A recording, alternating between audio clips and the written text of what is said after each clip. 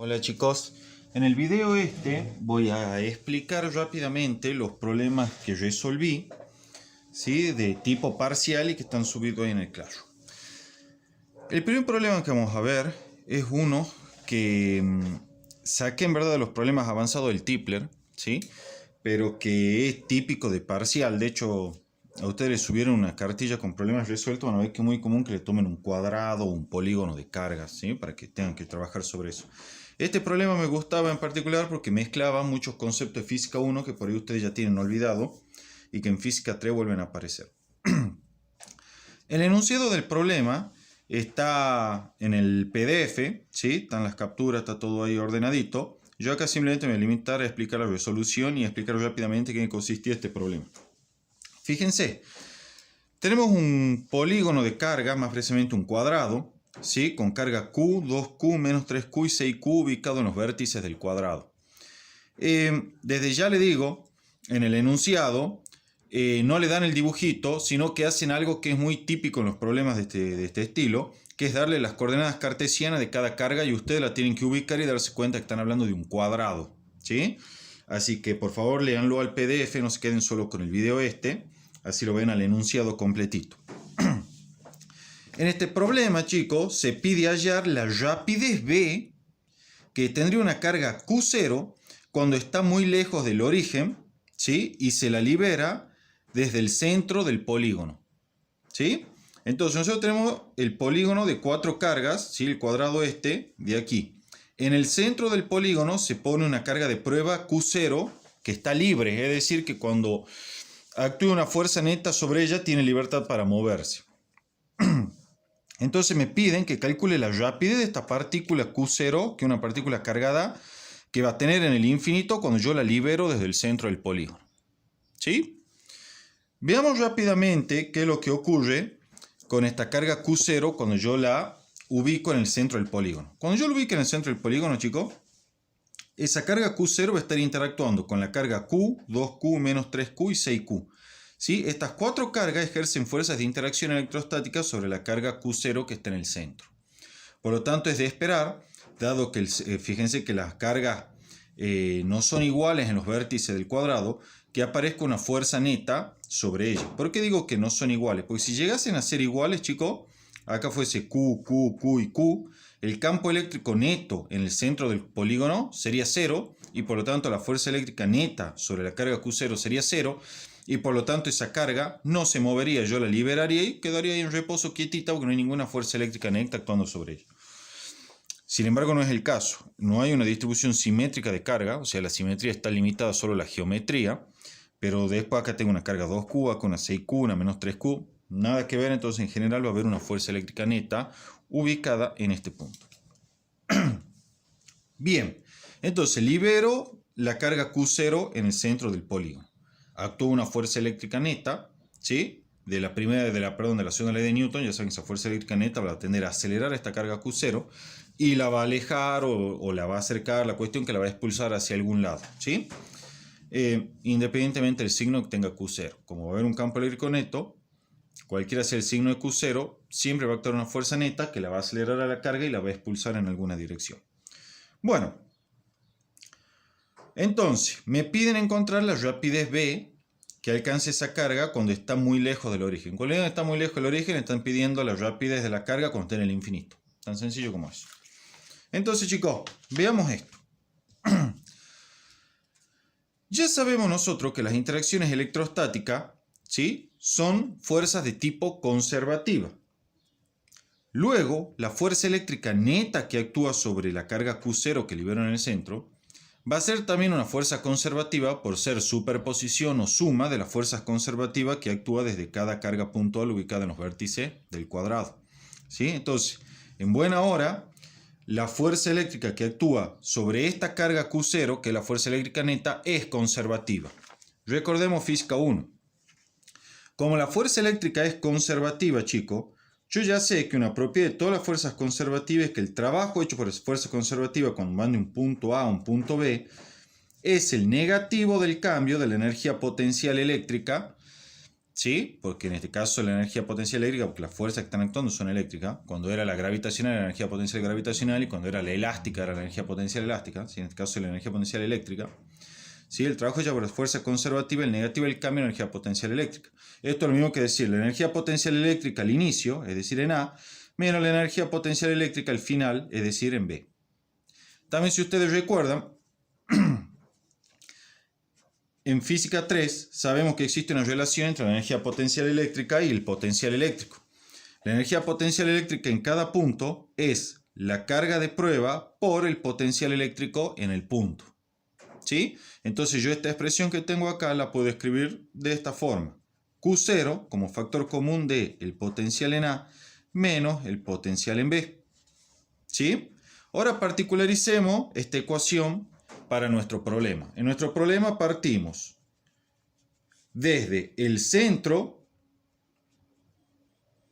del polígono y nos vamos a una distancia infinita, es decir, nos vamos al infinito. Entonces esta ecuación va a tener la forma Q0 por el potencial en el centro menos el potencial en el infinito. ¿Sí? En general, cuando tenemos distribuciones de cargas discretas, se elige fijar el potencial en el infinito como 0. En verdad, ustedes saben que el potencial eléctrico lo pueden definir como 0 en donde ustedes deseen, ¿sí? Pero es una simplificación importante desde el punto de vista del cálculo. Si nosotros trabajamos con la función potencial eléctrico, que está definida como 0 en el infinito. Entonces, esta ecuación se me reduce simplemente como Q0 por el potencial eléctrico en el centro. ¿Sí, chicos? Bien, con eso yo ya tengo una expresión para calcular el trabajo hecho por la fuerza eléctrica neta sobre la carga que libero desde el centro cuando esta va desde el centro hasta el infinito. Insisto una vez más, la función potencial eléctrica, en verdad hay infinitas funciones potencial eléctrica, ¿sí? Todas ellas difieren en una constante arbitraria. Es totalmente análogo a lo que saben de integral y cálculo 2. Cuando usted resuelve una integral indefinida obtiene una familia de primitivas que difieren en una constante arbitraria. Acá la idea es la misma. Existe una familia infinita de funciones potenciales, todas ellas difieren en una constante arbitraria. Entonces, dándole un valor adecuado a la constante arbitraria, puedo hacerla 0 donde yo quiera. Entonces, como que yo digo, bueno, existen infinitas funciones potenciales, tal que el potencial en el centro, el potencial infinito por el Q0 me da el trabajo. Bien, pero yo de toda esa familia infinita de funciones potenciales que puedo tomar, voy a elegir una particular que es la más sencilla, y aquella que tiene una constante arbitraria tal que el potencial en el infinito es 0 y trabajo con ella. Y esto está perfecto, ¿sí? Ahora bien, ¿para qué hice yo todo esto? Porque vamos a utilizar la conservación de la energía mecánica que ya conocen de física 1. En física 1 ustedes saben que el trabajo neto es igual al cambio de energía cinética. Pero en este caso el trabajo neto, ya saben que es el trabajo hecho por la fuerza conservativa eléctrica cuando vamos desde el centro hasta el infinito. Y esto es igual al cambio de energía cinética. La energía cinética al final es mi incógnita. Perdón, no la energía cinética, en verdad la rapidez. Y la energía cinética al inicio ya sé que es 0 porque me dicen que se la libera del reposo. Entonces fíjense, ya tengo una expresión que va a relacionar el potencial en el centro con la carga de prueba Q0 en el centro y la rapidez en el infinito. Despejando de acá voy a sacar la rapidez, que es lo que me están pidiendo, ¿sí? Veamos cómo lo hicimos a eso en nuestro problema. Dice, solución. Al liberar la Q0, sobre ella solo actúan las fuerzas eléctricas conservativas. Luego, el trabajo neto cuando vamos desde el centro, ya que he puesto O porque es el origen de coordenada del centro, hasta el infinito, es igual al trabajo hecho por la fuerza eléctrica cuando vamos desde el centro, que es el punto O de origen, hasta el infinito. Eso es igual al cambio de energía cinética que experimenta la carga libre. La energía cinética al inicio, ¿sí? Ya saben que es 0, y la energía cinética al final es una incógnita. Acá lo indiqué, la energía cinética al inicio es 0, pues parte del reposo. El trabajo hecho por la fuerza eléctrica, ya saben que es el negativo del cambio de energía potencial, lo que hablamos recién. Esto es, la energía potencial al inicio, que cuando estamos en el origen de coordenada o en el centro, acá está indicado en el origen, menos la energía potencial en el infinito. Por lo que yo le expliqué también hace un rato, U es igual a Q0 por B. Esto es potencial en el origen menos potencial en el infinito. Tomo el potencial en el infinito igual a 0. Ya saben por qué, la explicación que hice recién. Igual a la energía cinética al final. Entonces llegamos a esta expresión que es la misma que había escrito hace un rato y despejo la rapidez final mediante esta raíz cuadrada. Bien, hasta acá una tontera. Ahora, la última parte correspondiente a la física 3, calcular el potencial en el origen. Ustedes ya saben que el potencial, chico, lo voy a usar acá de nuevo esto. Cuando tienen una distribución de carga cualquiera, por ejemplo una carga Q1 acá, yo voy a hacer para dos cargas nomás, y una carga Q2 acá, y quieren sacar el potencial en este punto P, lo único que tienen que conocer es la distancia R2 y la distancia R1, que es de la carga 1 a la carga 2, ¿sí? Es decir, el potencial entonces en el punto P será la suma de los potenciales de cada carga individual en ese punto, es decir, el potencial de la carga 1 será K por Q1 sobre R1, el potencial de la carga 2 es K por Q2 sobre R2.